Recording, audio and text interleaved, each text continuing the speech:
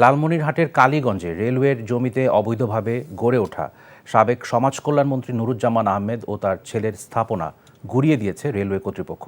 দুপুরে লালমনিরহাট রেলওয়ের বিভাগীয় ভূসম্পত্তি বিভাগ এসব উচ্ছেদ চালায়। এছাড়া সাবেক ওই মন্ত্রীর ভাই শামসুজ্জামান আহমেদের নির্মাণাধীন একটি স্থাপনাও ঘুরিয়ে দেওয়া হয়েছে। রেল কর্তৃপক্ষ জানিয়েছে, কৃষি জমির লাইসেন্স নিয়ে শর্ত ভঙ্গ করে অবৈধভাবে স্থাপনাগুলো নির্মাণ করা হয়েছিল।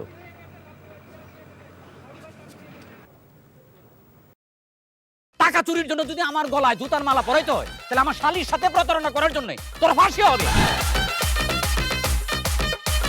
দুলা ভাই, আপনার তো ঘর জামাই বইলা একটা পরিচয় আছে, আমার তো তাও নাই।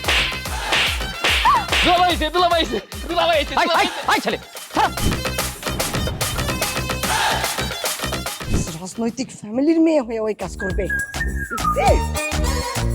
যারে পাবো হারে পিটামু, রক্তের নেশায় ধরছে, রক্তের নেশায়, কাঁচা রক্তের নেশায় ধরছে।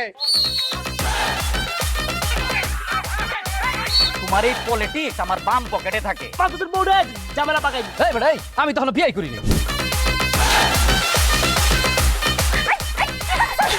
দুইটার আমি গুলি করে মারু। মাসুদরা কোনোদিন ভালো হয় না। আপনার পোশাক আশাক দেখে কিন্তু আপনার তালুকদার বংশের লোক মনে হয় না আব্বা, আপনার মনে হয় যে আপনি ফকির বংশের লোক।